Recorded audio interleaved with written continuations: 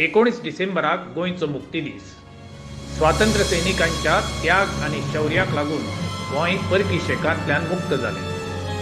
गोंयच्या मुक्ती दिसाक आतां 60 वर्सां पुराय जातात। त्या निमतान गोंय सरकारान वेगवेगळ्यो कार्यावळी आयोजीत केल्यात। ह्या सुवाळ्याची सुरवात भारताचे राष्ट्रपती भौमानिस्त रामनाथ कोविंद हांच्या हस्तुकी जातली।